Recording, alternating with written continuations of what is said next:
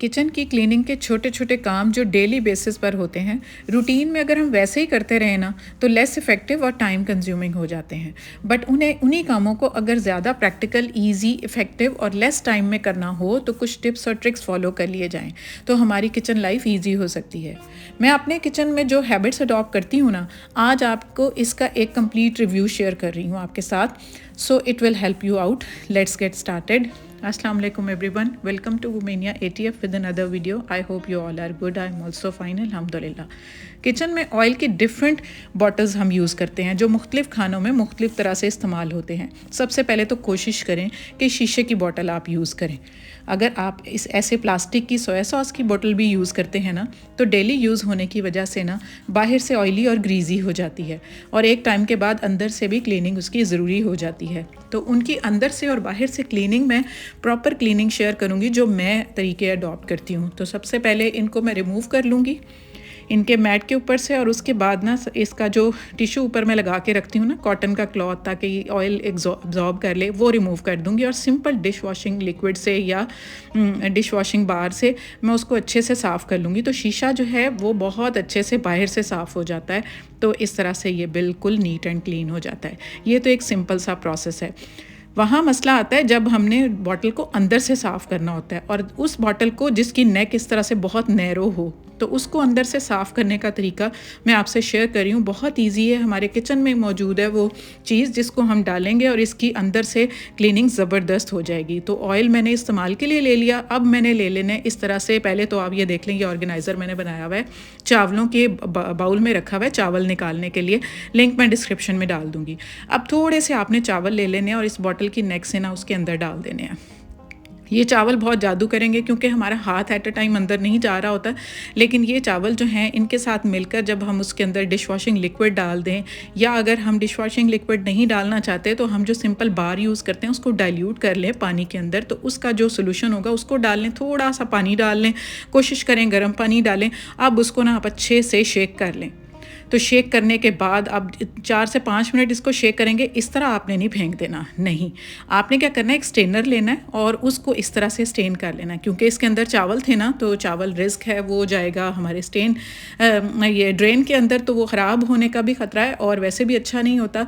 तो इस तरह से अब वो हमने चावल साइड पर रख लिए और बॉटल को मैंने वॉश कर लिया बाहर से भी इसी तरह सिंपली जैसे मैंने पहली बॉटल को साफ़ किया था। तो शीशे का होने की वजह से विद इन नो टाइम ये बहुत ज़बरदस्त चमक जाएगी और एकदम नई हो जाएगी। आप ये देख लें कि अंदर से चावलों ने उसको अच्छे से स्क्रब कर दिया, अंदर की साइड से अच्छे से ये क्लीन हो गई है। ये इतना इसका नैरो सा इसकी नेक थी कि अंदर तक हाथ जाना बहुत मुश्किल था। तो अब ये चावल जो है मैंने परिंदों को डाल दिए हैं, ज़ाया नहीं किए। उसके बाद ये इनको इस तरह से सुखाने की बारी आती है। तो हम इसको इस तरह से नहीं रखेंगे इन्वर्ट करके, ये गिर भी सकती है। इस तरह से हम इसको थोड़ा सा टिल्ट करके रखेंगे और किसी चीज़ की सपोर्ट दे देंगे ताकि अंदर हवा जाए और नो टाइम में ये क्लीन भी हो जाए और ड्राई हो जाए। अब ये जो ऊपर का कॉटन का मैंने क्लॉथ लगाया हुआ है ना, ये हमारे जो टिश्यू पेपर्स आते हैं उसको इस तरह से मैं होल बना के ना तो इसके ऊपर लगा देती हूँ। अब ये तो पहला तो हो गया था गंदा, अब मैंने एक और इसी तरह का इसकी नेक के साइज़ का काटा और इसके ऊपर चढ़ा दिया। तो ये सिक्योर भी हो गई और क्लीन भी हो गई।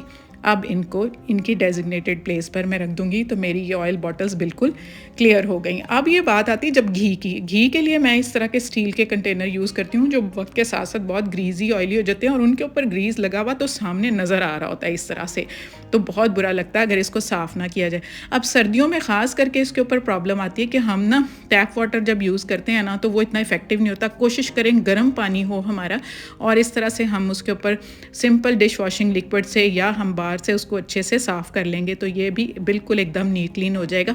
हाँ, आपने टैप वाटर जो है ना वो कोशिश करें बहुत कम हल्का सा आप खोलें ताकि जो है इसकी अच्छी से क्लीनिंग हो जाए और हमारी गैस भी ज़ाया ना हो, या अगर हमारा इलेक्ट्रिक गीज़र है तो हमारी बिजली ज़ाया ना हो।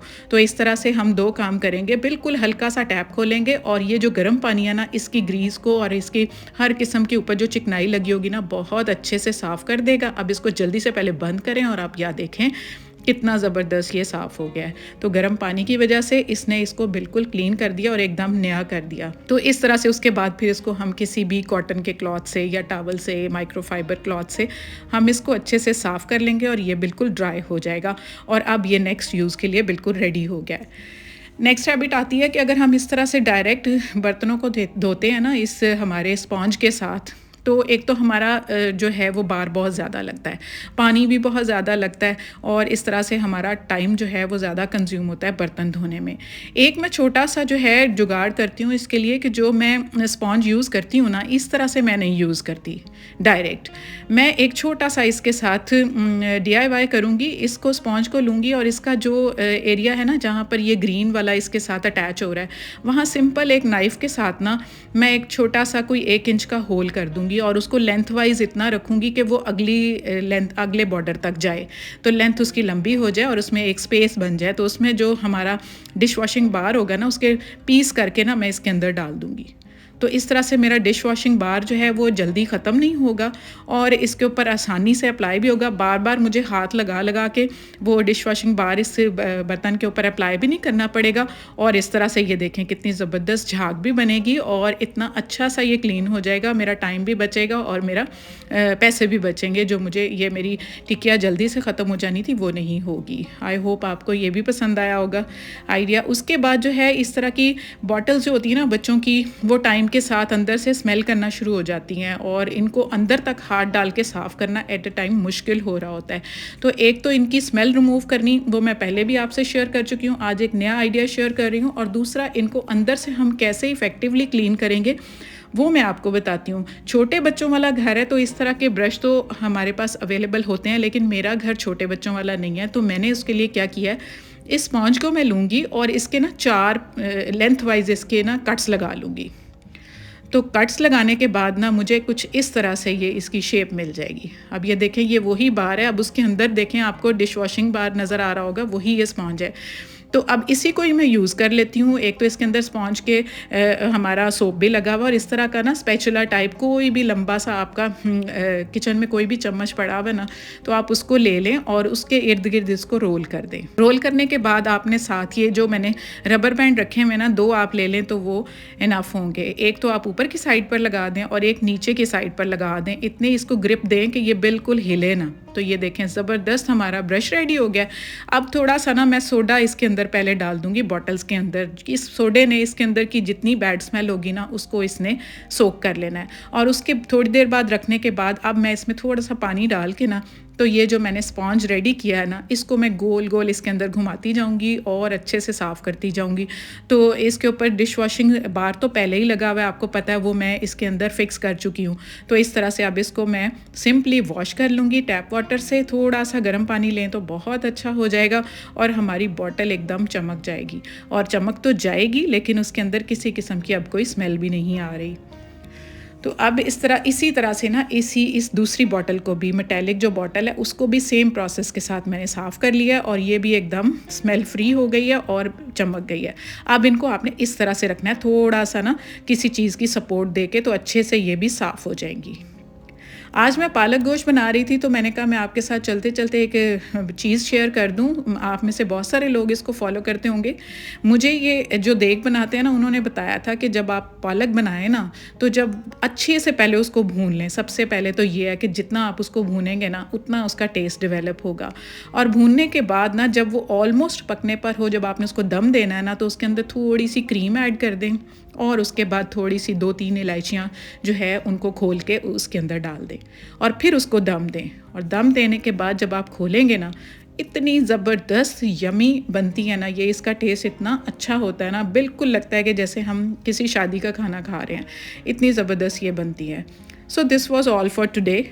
Fariha from Lahore, Yumi Asjad from Sheikhupura, Susan from India and Madiha from Faisalabad, इन्होंने बहुत अच्छे कमेंट्स किए कल की वीडियो पर। तो अगर आप चाहते हैं कि आपका नाम लूँ तो आप भी अच्छे से कमेंट्स मुझे करें और अपना फीडबैक दें। तो कल की वीडियो में इंशाल्लाह आपका नाम आपके सिटी के साथ मैं ज़रूर मेंशन करूँगी। If you like my today's content, then do subscribe my channel, like and share, and give your good suggestions, which I always welcome. So take good care of yourself, stay fit, stay healthy, and Allah Hafiz.